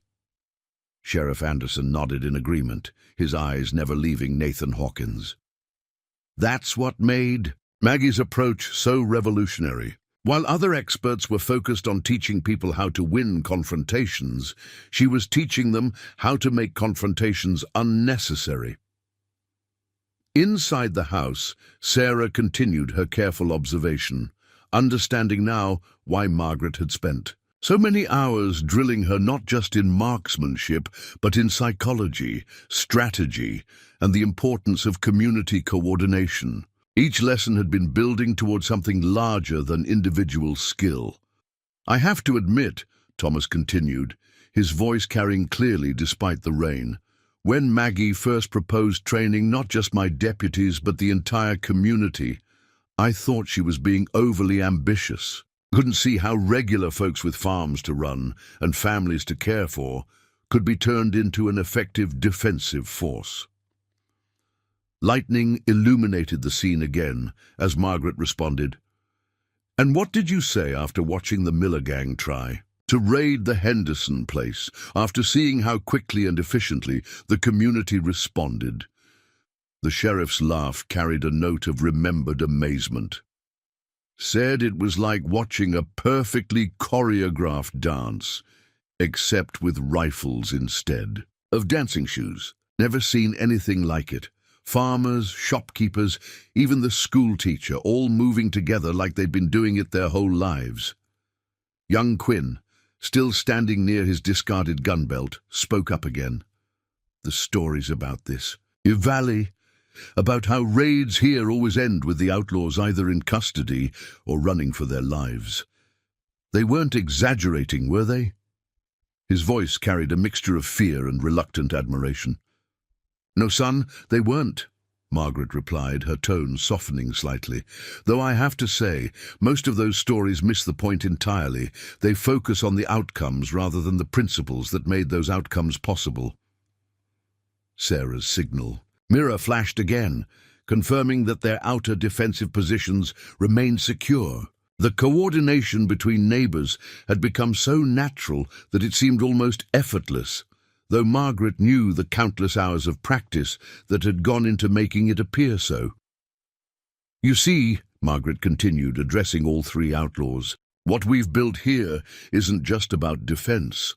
It's about creating something that makes defense largely unnecessary, about turning individual skills into collective strength, about making protection a community responsibility rather than a solitary burden. Nathan Hawkins, his usual stoic demeanor completely broken, studied the network of defenders visible. Through the rain, the way everyone moves together, the way they maintain their positions without needing obvious signals. This isn't just good training. This is something else entirely. It's called community, Mr. Hawkins, Margaret explained. Something I suspect you and your brothers have forgotten the meaning of. Every person you see out there has spent countless hours learning not just how to protect themselves, but how to protect each other, how to turn individual talent into collective security. Thomas moved slightly, adjusting his position to maintain better coverage of the yard. You boys might be interested to know that violent crime in this valley has dropped to almost nothing in the past few years. Not because we got tougher on enforcement, but because Maggie here helped create something that makes crime itself less attractive. The principle is simple, Margaret added, her voice taking on the patient tone she used when teaching particularly important lessons. When people know they're not alone, when they understand that an attack on one is an attack on all, they become stronger than any individual threat could hope to overcome. Curtis Hawkins, watching as his carefully laid plans continued to unravel, finally spoke again. You really expect us to believe that a bunch of farmers and townspeople could become this organized, this effective, just through training? Margaret's soft laugh carried across the yard. Mr. Hawkins, I expect you to understand that you're seeing only the surface of what we've built here. The visible defenders are just one part of a much larger system, a system based on mutual support, shared responsibility, and the understanding that true security comes from standing together. The rain had begun to slacken, revealing more clearly the extent of Margaret's defensive network. The Hawkins gang found themselves at the center of a web that had been years in the making, faced with the realization that they had dramatically underestimated not just one widow's capabilities, but an entire community's resolve. The October night had settled into a steady drizzle, the earlier storm's fury giving way to a persistent reminder of nature's patience. Margaret Cooper maintained her unwavering aim at Curtis Hawkins, the Winchester as much a part of her as the silver in her hair or the quiet strength in her eyes. You boys deserve to know the whole truth, Sheriff Anderson said, breaking the momentary silence, about what really happened at Carson City, about why Margaret's name never appeared in official reports, about how this valley became something unique in the entire territory. Inside the house, Sarah's attention sharpened. Despite her months of training with Margaret, there were still pieces of her mentor's history that remained mysterious, stories hinted at, but never fully explained. Through her observation post, she could see the same curiosity reflected in young Quinn's face. Thomas, Margaret cautioned, though her tone carried more resignation than warning. Some stories are better left in the past. The sheriff shook his head slightly. No, Maggie, these men need to understand exactly what they've walked into, need to know why this valley is different from anywhere else they've tried their tactics. He shifted his position slightly, maintaining coverage, while settling in to tell the tale. 10 years ago, Thomas began, this territory was as wild as any place you could find. Law enforcement was scattered, understaffed, outgunned. Then I heard about a shooting competition in Carson City, someone offering to demonstrate techniques that could change how we approach territorial defense. Lightning flashed in the distance as Margaret picked up the thread of the story. James had taught me everything he knew about marksmanship before he died. But more importantly, he taught me about teaching others, about how individual skill could be multiplied through proper instruction and coordination. Imagine my surprise, Thomas continued, when this widow from a small farm demonstrated shooting techniques that made my best deputies look like amateurs. But it wasn't just her accuracy that caught my attention, it was her approach to the whole concept of defense. Nathan Hawkins, his curiosity temporarily overcoming his fear, spoke up. What do you mean, her approach? Margaret's voice carried clearly through the drizzle. I showed them that the best defense isn't about having the fastest draw or the deadliest aim. It's about creating situations where those skills don't need to be used, about building something stronger than any individual shooter could ever be. She started with my department, Thomas explained. Improved our accuracy, sure, but more importantly, showed us how to work together, how to coordinate, how to support each other, how to turn individual talents into collective strength. Then she proposed something that seemed impossible at the time. Young Quinn, who had been listening intently, finished the thought, training the whole community, making everyone part of the defense system. Exactly, Margaret acknowledged, because true security doesn't come from having a few skilled defenders. It comes from everyone understanding their role in protecting not just themselves, but each other. Her Winchester remained steady as she spoke, a physical demonstration of the principles she described. The territorial governor wasn't exactly thrilled with the idea, Thomas added. Thought having armed, trained civilians might lead to vigilante justice. That's why we kept Maggie's name out of official reports, why her role remained unofficial. But the results spoke for themselves. Sarah's signal mirror flashed again, reminding everyone of the coordinated network that surrounded them. The Hawkins gang found themselves witnessing the living proof of Margaret's philosophy, an entire community moving as one, each person understanding their part in the larger strategy. Within 2 years, Margaret continued, violent crime in this valley had dropped to almost nothing, not because we were better at catching criminals, but because we'd created something that made crime itself less attractive. A community where everyone watched out for everyone else, where no target was as vulnerable as it might appear. Curtis Hawkins, his face darkening with understanding, spoke up. The stories about Sheriff Anderson's mysterious advantage, about how his jurisdiction became too dangerous for outlaws to operate in. It was all because of you. No, Mr. Hawkins, Margaret corrected. It was because of everyone you see out there in the rain tonight. Because of every farmer, shopkeeper, and townsperson who understood that true strength comes from standing together. I just showed them how to make it work. Thomas nodded in agreement. What you're facing tonight isn't just one skilled shooter or even a group of trained defenders. You're facing an entire community that's learned to think and act as one. That's what makes this valley different from anywhere else you've tried your tactics.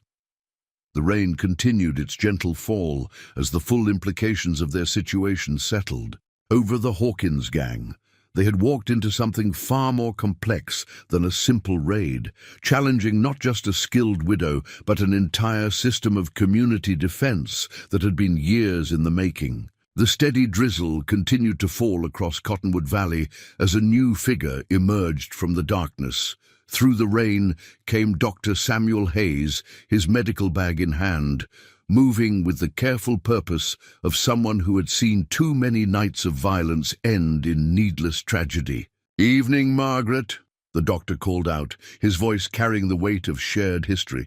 "Thomas sent word you might need my services, though I see you've got things well in hand, as usual."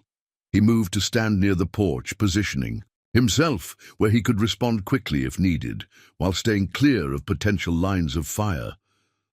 Margaret acknowledged his arrival with a slight nod, the Winchester never wavering from its target.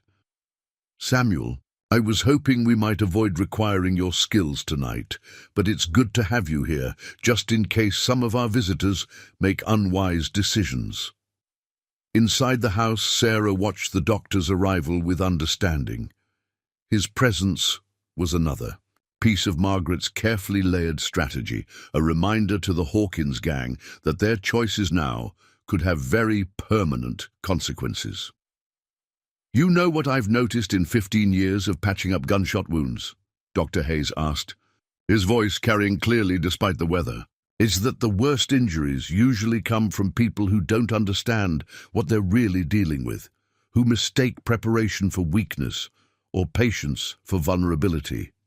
Curtis Hawkins, still struggling with the magnitude of his miscalculation, studied the doctor with growing unease. "You're part of this too? Part of her system?" "Everyone in this valley is part of the system, Mr. Hawkins," Samuel replied calmly. "Margaret didn't just teach us about defense, she taught us about responsibility, about how each person's a role, whether holding a rifle or holding a scalpel, contributes to the larger whole." Sheriff Anderson nodded in agreement. "That's what makes this work. It's not just about having good shots or strong tactical positions. It's about everyone understanding their part in protecting the community, even knowing when to call for a doctor before shots are fired."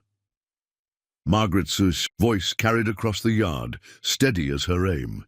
"You see, Mr. Hawkins, what you're facing isn't just a defensive network. It's a community that's learned to think ahead, to prepare for every possibility, to understand that true security comes from working together in ways your kind never expect." Young Quinn, who had been watching the doctor's arrival with particular attention, spoke up again.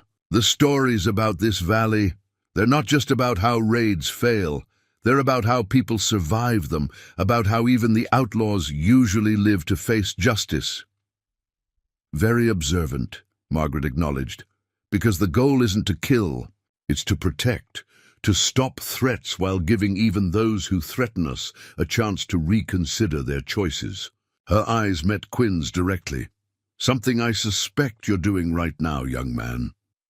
Samuel Hayes set his medical bag down carefully, his movements deliberate and unhurried. "In my experience, the smartest fighters are the ones who know when not to fight, when to recognize that they've walked into something beyond their ability to handle."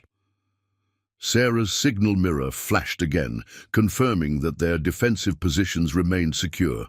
The coordination between neighbors had become so natural that it seemed almost orchestrated, though Margaret knew the countless hours of practice that had gone into making it appear so.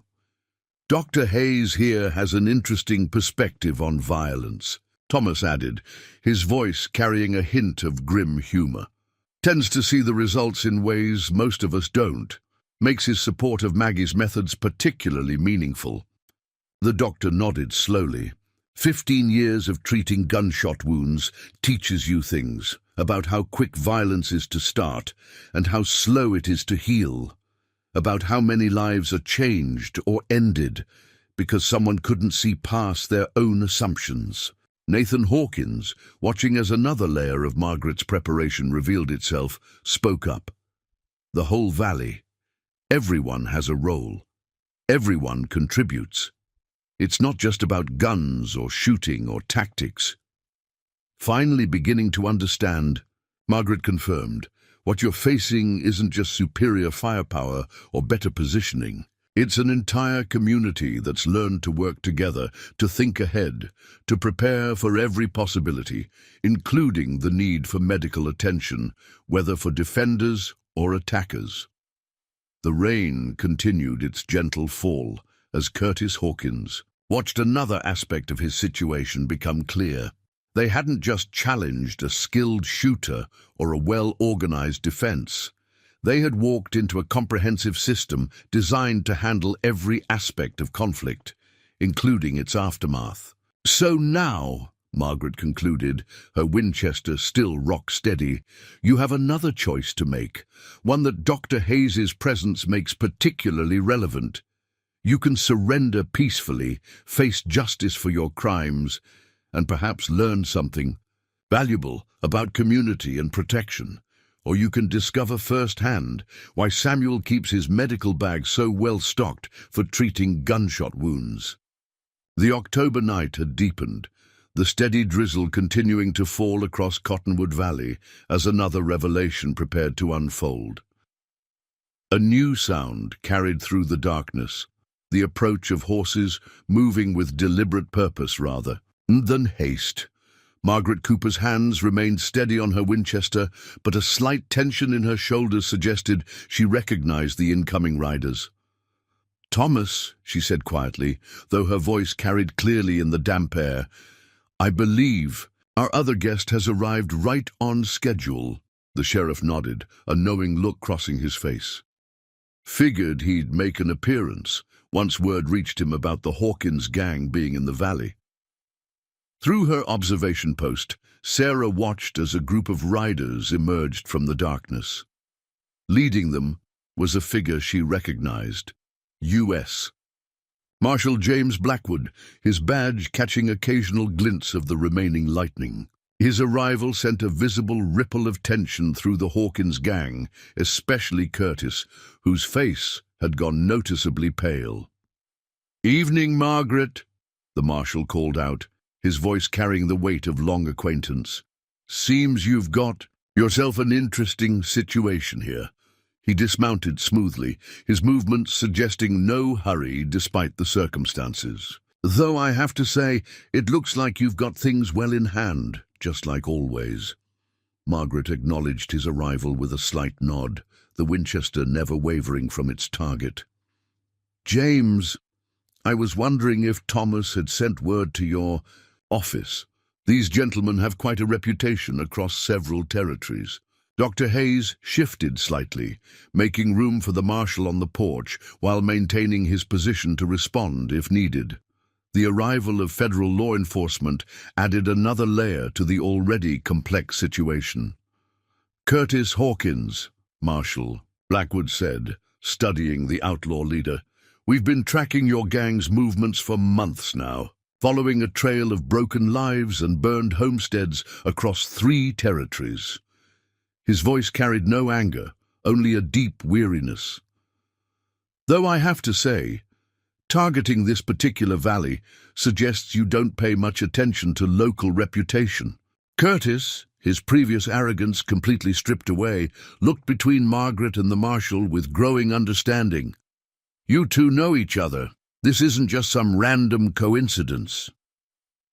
"Very little about this valley is random, Mr. Hawkins," Margaret replied. "Just as very little about my position here is as simple as it appears." Her voice carried the same patient tone she used when teaching particularly important lessons. "Would you like to know why Marshal Blackwood makes regular visits to check on a supposedly vulnerable widow?" Young Quinn, who had been watching the scene unfold with increasing comprehension, spoke up. "The training system, the community defense network, it's not just local, is it? It's part of something bigger." James Blackwood's smile carried a hint of approval. "Smart boy, starting to see the bigger picture." He moved to stand near Margaret, their positioning suggesting long practice working together. What you've walked into tonight isn't just one community's defense system. It's a model we've been quietly implementing across the territory. Sarah's signal mirror flashed again, confirming that their outer defensive positions had adjusted to accommodate the marshal's men without weakening their coverage. The coordination spoke of extensive preparation and practice. "You see," Margaret continued, "while Thomas helped me establish the initial training program here, James recognized its potential for broader application. The idea that communities could learn to protect themselves, to work together in ways that make them resistant to the kind of terror you boys specialize in." The marshal nodded in agreement. Took some convincing to get the territorial governor to approve the program, at least until he saw the results here in Cottonwood Valley. Hard to argue with success, especially when violent crime drops to almost nothing in protected areas. Nathan Hawkins, his usual stoic demeanor completely broken, studied the newcomers with growing comprehension. The stories about certain valleys becoming too dangerous for raiders, about communities that seem to have invisible protection. It's all connected, all part of your system. "Finally asking the right questions," Margaret acknowledged, "though I have to say you're a bit late in making these connections. What you're facing tonight isn't just one community's defense network. It's the prototype for a new approach to territorial law enforcement, one that turns victims into protectors and isolation into strength." Dr. Hayes spoke up from his position on the porch. "That's why my role isn't just about treating wounds. It's about documenting results, providing evidence that this approach works better than traditional law enforcement methods. The Territorial Medical Board has been particularly interested in our reduced casualty rates." The rain continued its gentle fall as Curtis Hawkins watched another aspect of his situation become clear. They hadn't just challenged a single well-defended homestead. They had walked into the heart of a system that was gradually transforming the entire territory's approach to law and order. "So now," Marshal Blackwood concluded, his voice carrying the authority of his office, "you understand what you're really facing. Not just one skilled shooter or one prepared community, but the leading edge of a change that's going to make your kind of operation impossible across the entire territory." The night had settled into a steady rhythm of soft rain and tense silence as Curtis Hawkins faced the full magnitude of his situation. Around the property, Margaret Cooper's network of trained defenders maintained their positions with unwavering discipline, while Marshal Blackwood's presence added federal authority to what had already seemed an impossible situation. "You know, what I find most interesting about moments like this?" Margaret asked, her Winchester still trained steadily on Curtis's chest. "It's watching people realize that everything they thought they knew about power and vulnerability might need reconsidering. That perhaps their entire approach to life has been fundamentally flawed." The marshal nodded in agreement, his eyes never leaving Nathan Hawkins. "Reminds me of my own moment of revelation, watching Margaret demonstrate her system to the territorial governor. Made me rethink everything I thought I knew about law enforcement and community protection." Inside the house, Sarah maintained her observation post, remembering Margaret's lessons about patience and timing. Through carefully placed spy holes, she could see more of Marshal Blackwood's deputies moving into secondary positions, seamlessly integrating with the existing defensive network. "The thing about assumptions," Margaret continued, her voice carrying the same steady authority she used when instructing new students, "is that they can be fatal. You assumed I was just another widow living alone. You assumed this community was just a collection of isolated farms.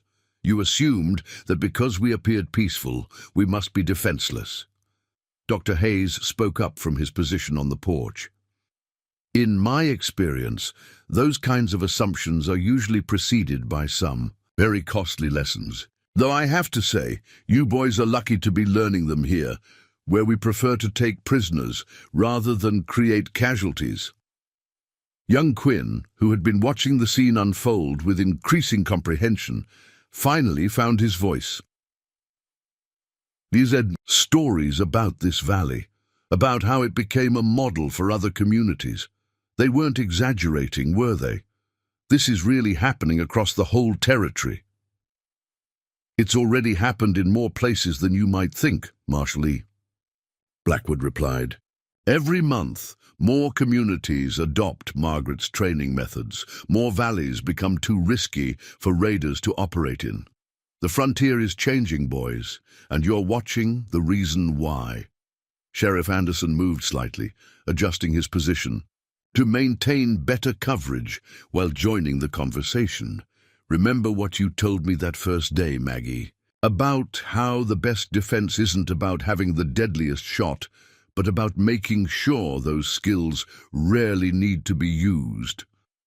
Margaret allowed herself a small smile, though her aim never wavered. As I recall, Thomas, you were quite skeptical about the whole idea, at least until you saw how quickly the community came together, how effectively they learned to work as one. The rain continued its gentle fall as Curtis Hawkins watched another piece of his worldview crumble. The notorious outlaw, who had built his reputation on exploiting apparent weakness, now found himself facing not just a skilled shooter or a well-organized defense, but the future of frontier law enforcement itself. You want to know what truly makes this system effective? Margaret asked, her voice taking on the tone she used when teaching particularly important lessons. It's not just about marksmanship or tactical positioning. It's about understanding that true security comes from people working together, from turning individual talents into collective strength. Sarah's signal mirror flashed again, confirming that their outer defensive positions remained secure. The coordination between neighbors had become so natural that it seemed almost effortless, though Margaret knew the countless hours of practice that had gone into making it appear so. The territorial governor wasn't easily convinced, Marshal Blackwood added. Thought arming and training civilians might lead to chaos, but Margaret's results spoke for themselves. Hard to argue with a system that reduces violent crime without increasing casualties. Nathan Hawkins, studying the network of defenders visible through the rain, spoke up. The way everyone moves together, the way they maintain their positions without needing obvious signals. This isn't just good training. This is something else entirely. It's called community, Mr. Hawkins, Margaret explained. Something I suspect you and your brothers have forgotten the meaning of. Every person you see out there has spent countless hours learning not just how to protect themselves, but how to protect each other, how to turn individual talent into collective security. Dr. Hayes nodded in agreement. That's what makes the difference. In all my years of treating gunshot wounds, I've never seen a system that prevents more injuries than it causes. Until Margaret showed us a better way. The night had grown deeper, but the tension in Margaret Cooper's front yard remained palpable. The Hawkins gang found themselves at the center of a web that had been years in the making, faced with the realization that they had dramatically underestimated not just one widow's capabilities, but an entire territory's evolution toward a kind of justice. The steady October rain continued to fall as Curtis Hawkins faced a moment of decision that would define not just this night, but the future of his entire gang. Marshal Blackwood stood quietly on Margaret's porch, his presence a reminder that federal justice had finally caught up with the notorious outlaws. You know what James used to say about moments like this? Margaret asked, her Winchester remaining perfectly steady despite the hours that had passed. He said that a person's true character is revealed not in how they handle victory, but in how they face inevitable defeat, in whether they can recognize when it's time to change course.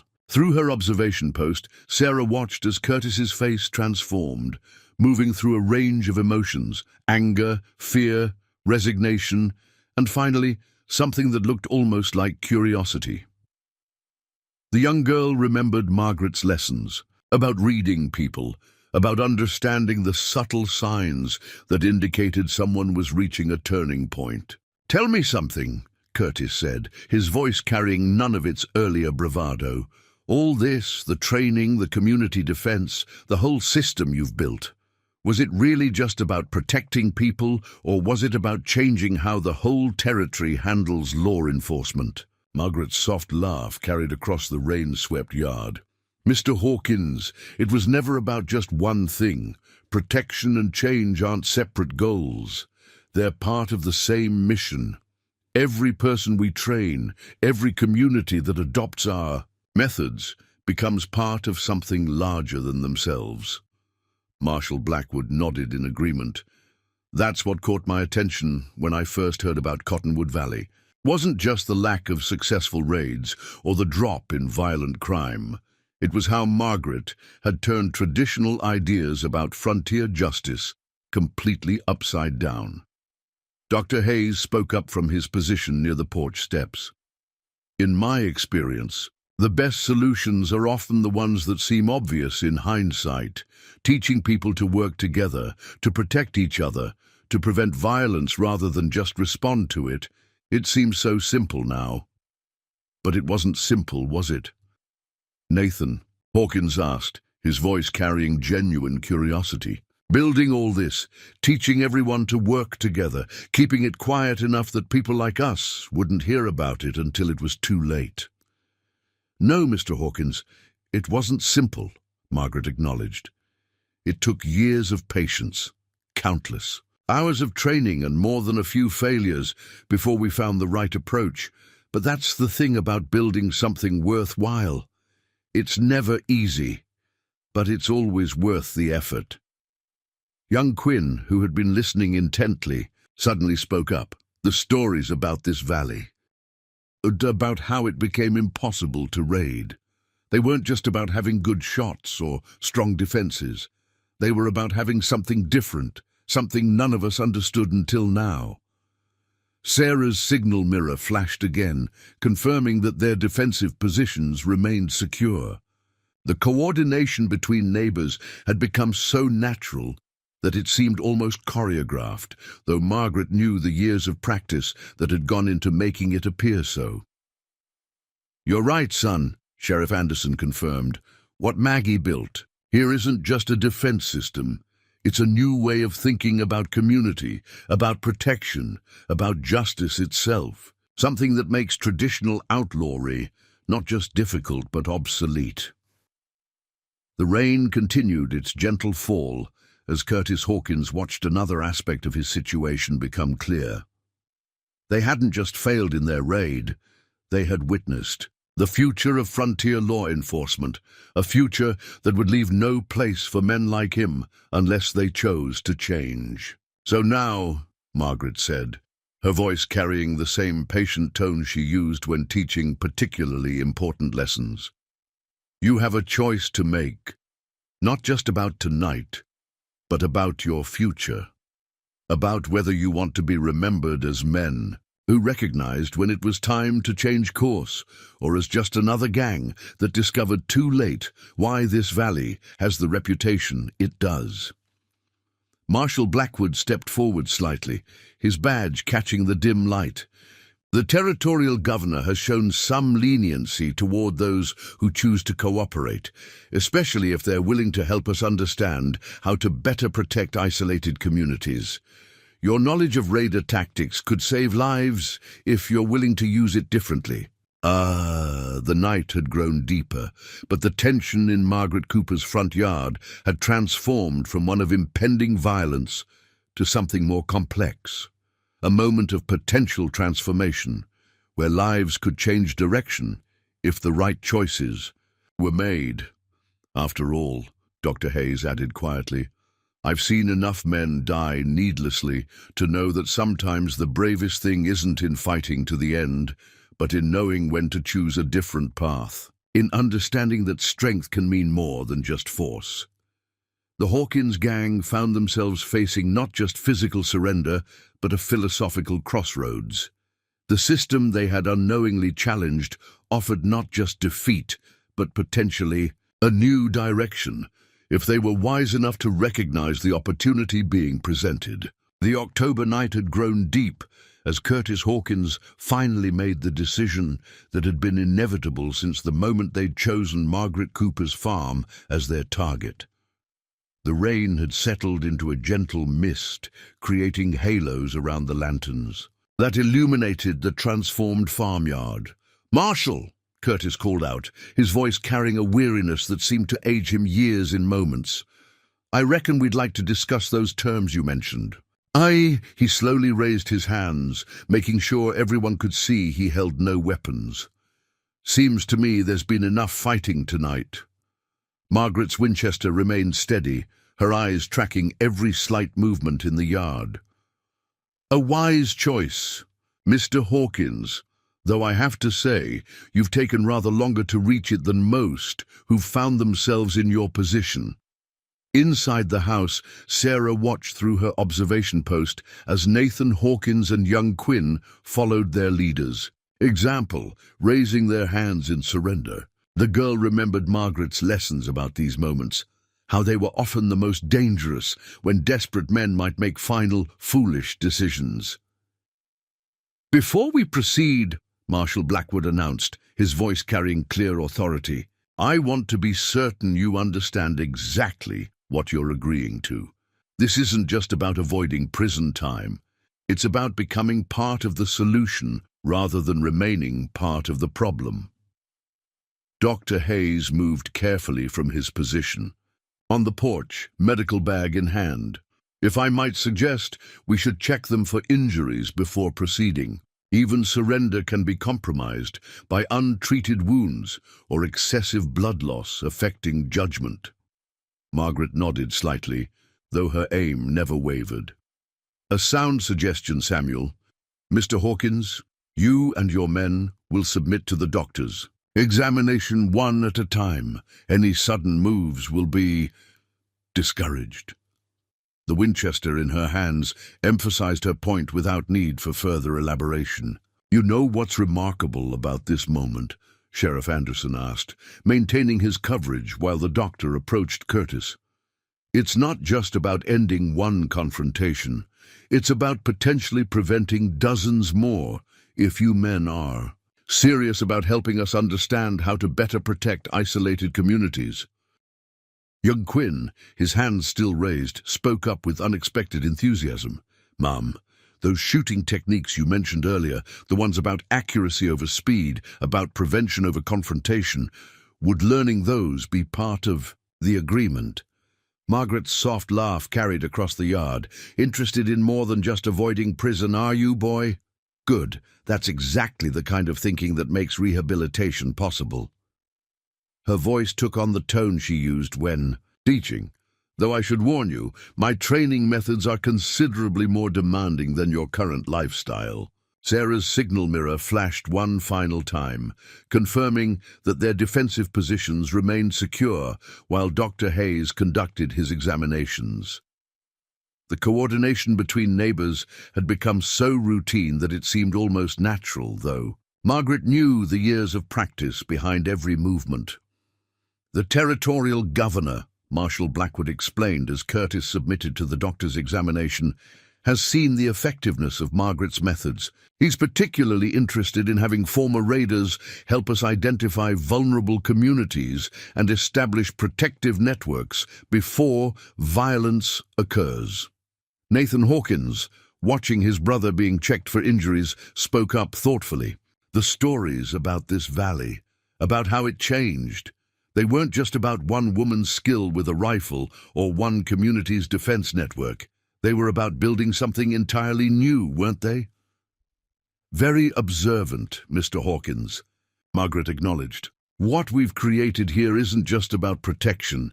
It's about transformation, about showing people that true strength comes not from violence or intimidation, but from working together, from turning potential victims into protectors." "Doctor," Hayes finished examining Curtis and moved on to Nathan. No serious injuries, he reported, though I'd say all three of them could use a good meal and some proper rest. Outlawry isn't particularly healthy work. The night had grown quiet, broken only by the soft sounds of the doctor's work and the gentle patter of rain. The Hawkins gang, who had arrived expecting an easy raid on a vulnerable widow, found themselves instead on the threshold of a completely different life. "You understand," Marshal Blackwood said as the examinations concluded, "that your cooperation will be thoroughly tested. We'll be verifying every piece of information you provide, every suggestion you make about improving community defense." Curtis nodded slowly, his face showing the first signs of genuine understanding. "Reckon that's fair. Though I have to say, Marshal, after what we've seen tonight, I don't think any of us are much interested in returning to our old ways. Some lessons have a way of changing how a man thinks about things." The transformation of Cottonwood Valley from a target into a turning point was now complete.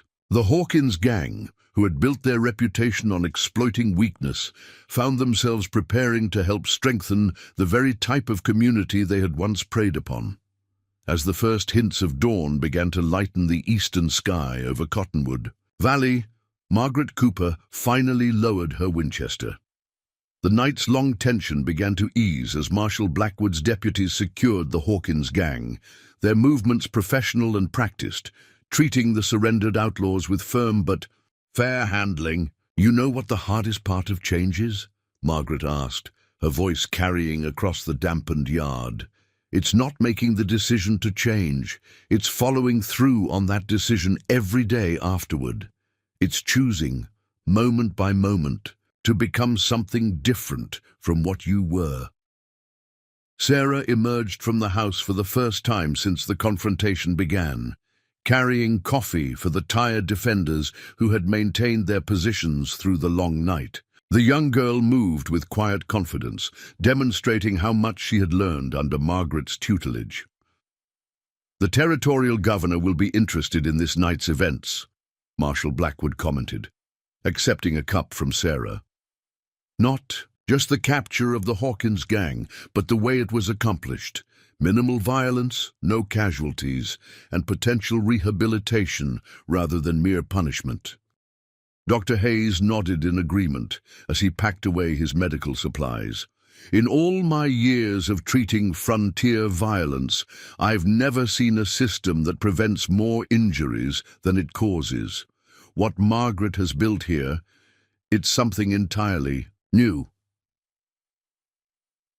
"Speaking of building," Sheriff Anderson added, "I suspect young Quinn there might have some natural talent for our style of training.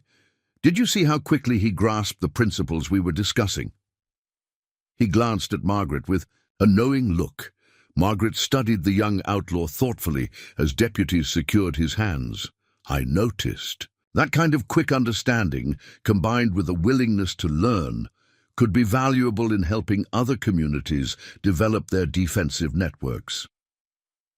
Her voice carried the tone of someone already planning future lessons. Curtis Hawkins, his hands bound but his bearing dignified in surrender, spoke up. "The stories about this valley, about how it changed the territory, they're going to be different now, aren't they? Not just tales about raids that failed, but about how outlaws can become protectors." "That depends entirely on you, Mr. Hawkins," Margaret replied. "Stories have a way of growing from the seeds of truth, but it's actions that determine which seeds take root." She moved to stand near the porch steps, her presence still commanding despite the lowered rifle. Sarah's signal mirror flashed one final time, signaling the all clear to their network of defenders. Around the property, neighbors began emerging from their positions, each movement still coordinated and purposeful despite the ended threat. "You know what James used to say about rehabilitation?" Margaret continued, addressing all three captured outlaws. "He said that every person carries two possible futures within them, the one they're heading toward and the one they could choose instead." The trick is recognizing when you're being offered the chance to choose differently. Marshal Blackwood nodded in agreement. That's why the territorial governor supported this program. Not just because it prevents raids, but because it offers a way to turn experienced raiders into community defenders. Knowledge of how attacks work becomes invaluable in preventing them. Nathan Hawkins, watching as his neighbors in crime were led toward the waiting prison wagon, spoke up thoughtfully. All those times we thought we were choosing easy targets. We were actually teaching communities how to defend themselves, weren't we? Every raid that failed made the next one harder. Precisely, Margaret acknowledged. Each attempt to exploit apparent weakness helped us understand how to build real strength. Your tactics became our teaching tools. Your strategies helped us develop better defenses. She paused, allowing a small smile. In a way, you've been helping us all along, though not quite as you intended. Dr. Hayes added his perspective as he prepared to depart. Change is never easy, gentlemen, but in my experience, the hardest changes often lead to the most worthwhile outcomes. I've seen former raiders become some of our most effective community defenders. The rising sun had begun to paint the sky in shades of pink and gold, transforming the rain-soaked valley into something almost magical. The night's confrontation had ended not with violence, but with possibility. The possibility of transformation, of redemption, of building something new from the ashes of old ways. "Margaret," young Quinn called out as deputies prepared to load him into the wagon.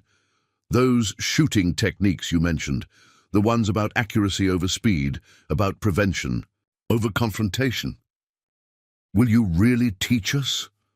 Margaret's response carried the same patient tone she used with all her students. "That depends entirely on you, young man, on whether you're truly ready to learn, to change, to understand that real strength comes from protecting rather than threatening." She moved closer to the wagon, her presence commanding attention. "But if you are ready, you'll find that what we have to teach goes far beyond mere marksmanship." The dawn had fully broken over Cottonwood Valley, marking not just the end of a long night, but the potential beginning of new paths for those who had arrived as raiders and would depart as potential protectors. The transformation of the valley from target to training ground was complete, though Margaret knew the real work of change was only beginning. As morning light streamed across Cottonwood Valley, the aftermath of the night's events began to settle into something more profound than just another failed raid. Margaret Cooper stood on her porch, watching as Marshal Blackwood's deputies made final preparations to transport the Hawkins gang to the territorial prison. "You know what the most powerful weapon is in maintaining peace?" Margaret asked, addressing the gathered community members who had stood watch through the night. "It's not the fastest gun or the most accurate shot. It's the knowledge that you're not alone, that an entire community stands ready to protect its own." Sarah worked alongside the neighbors, helping to restore order to the property while maintaining the careful observation habits Margaret had instilled in her. Through the morning mist, more riders approached, representatives from neighboring valleys, drawn by word of the Hawkins gang's capture. "Remarkable system you've built here, Margaret," commented William Henderson, one of the newly arrived observers. "News of last night's events is already spreading. 3 more communities have requested training in your methods." Jew, his voice carried both respect and understanding of the larger implications. Dr. Hayes, who had stayed to ensure no injuries had been overlooked, added his perspective. "In 15 years of treating frontier violence, I've never seen anything quite like this. A system that prevents conflict rather than just responding to it, that transforms potential enemies into allies." "That's what makes it work," Sheriff Anderson explained to the gathered observers. "It's not just about defense. It's about creating something that makes offense less attractive, about showing people there's a better way than violence. Curtis Hawkins, secured in the prison wagon but still able to observe the morning's activities, spoke up with unexpected insight. The stories about this valley, they weren't just about one widow's skill or one community's strength. They were about building something entirely new, weren't they? Margaret nodded, her expression thoughtful. Every story has its purpose, Mr. Hawkins. The tales of my shooting skills kept some raiders away. But the true story, the one about community, about protection, about transformation, that's the one that will last. Sarah's signal mirror flashed one final time, not as a warning, but as an all-clear to the network of defenders who had maintained their positions through the night. The coordination of their response, even in standing down, demonstrated how thoroughly Margaret's training had taken root. "The Territorial Governor," Marshal Blackwood announced to the gathered crowd, "has authorized the expansion of this training program. What started here in Cottonwood Valley will soon spread across the entire territory. Margaret's methods will become the standard for community defense." Young Quinn, still secured but listening intently from the wagon, called out, "Ma'am, when? We've served our time. When we've proven we want to change, will there be a place for us in this new system?" Margaret's response carried the same patient tone she used when teaching her most important lessons. "That depends entirely on you, young man, on whether you truly understand that real strength isn't in how well you can threaten, but in how well you can protect. On whether you're ready to learn not just new skills, but a new way of thinking." Dr. Hayes packed away the last of his medical supplies while adding, "In my experience, those who've walked the darker paths often make the most dedicated protectors, once they understand the true meaning of community defense." The morning sun had risen fully now, illuminating a valley that had been transformed not just by one night's events, but by years of careful preparation and training. Margaret's neighbors moved with purpose, each understanding their role in maintaining the peace they had built together. "You've started something remarkable here," William Henderson observed, watching the coordinated activities. "Not just a defense system, but a new way of thinking about frontier justice, about how communities can protect themselves without losing their humanity." Margaret's voice carried across the yard, clear and purposeful. "What we've built here isn't just about protection, it's about transformation, about showing people that true strength comes not from fear or violence, but from standing together, from turning potential victims into protectors." The morning breeze carried the scent of rain-washed earth and new possibilities as Margaret Cooper watched her community demonstrate the principles she had spent years teaching. Each person moved with purpose and understanding, their actions coordinated not by command, but by shared commitment to protection.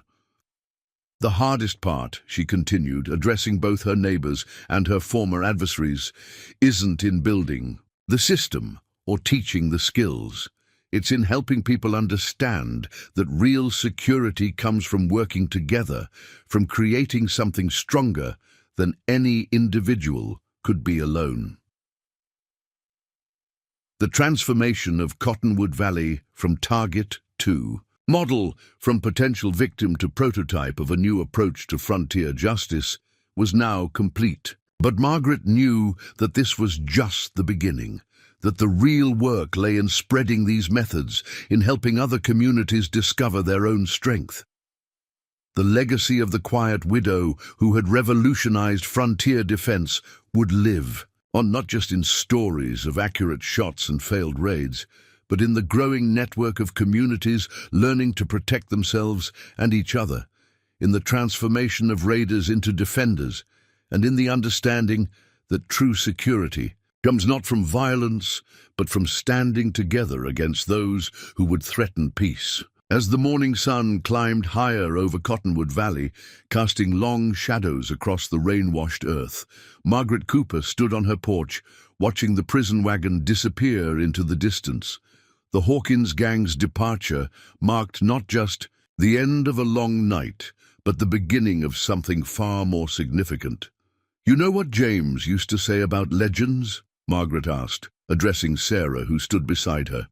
"He said the most powerful ones aren't about what people did, but about what they taught others to do, about the changes they inspired rather than the battles they won." Indeed. Through the morning mist, more riders continued to arrive, representatives from distant communities drawn by word of how one valley had transformed itself from an easy target into an impregnable fortress of cooperation and mutual protection. "Tell me something, Margaret," Sheriff Anderson said, joining them on the porch. "When you first started training people here, did you ever imagine it would spread like this?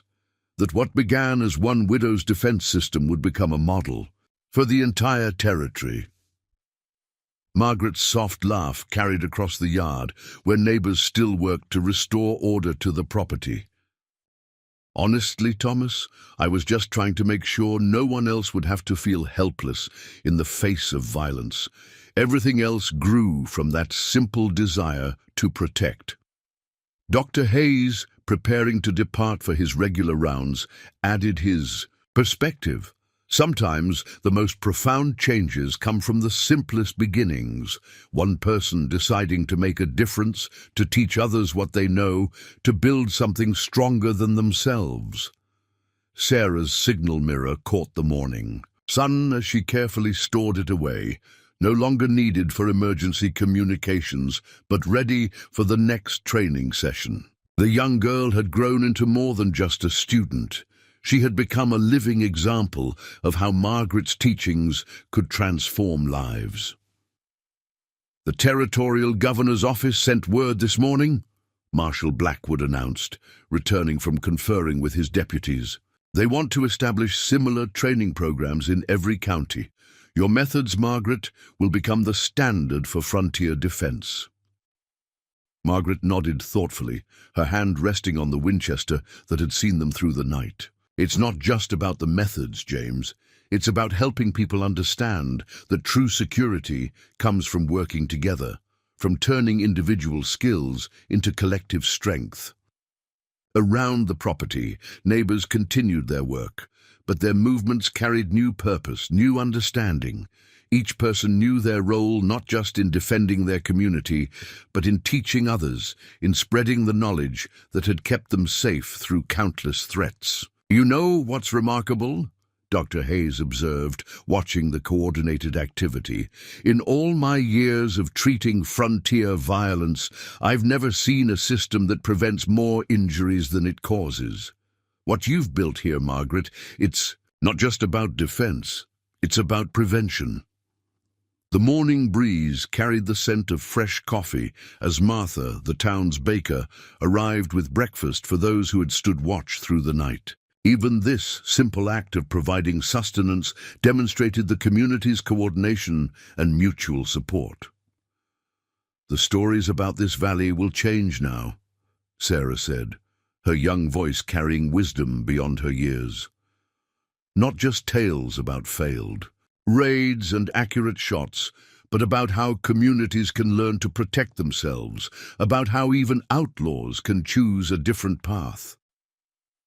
Margaret smiled at her protégé's understanding. "That's exactly right, Sarah. The most powerful changes aren't in how well we shoot or how effectively we defend. They're in how we help others discover their own strength, in how we turn potential victims into protectors." The transformation of Cottonwood Valley was complete, but Margaret knew this was just the beginning. As she watched more riders approach, each carrying questions about her methods and requests for training, she understood that her real work was just beginning. "You've started something remarkable here," Marshal Blackwood observed, "something that will outlast any single person's skill or strength. You've shown that the best defense isn't in having the fastest gun, but in building something that makes guns less necessary." The morning sun had risen fully now, illuminating a valley that had become more than just a safe haven. It had Become a beacon of hope, a model for how communities could protect themselves while maintaining their humanity, their dignity, their connection to each other. Remember, Margaret addressed the gathered observers, her voice carrying the same patient tone she used in all her teaching. What we've built here isn't just about defense. It's about transformation, about showing people that true strength comes not from fear or violence, but from standing together, from protecting each other, from building something larger than ourselves.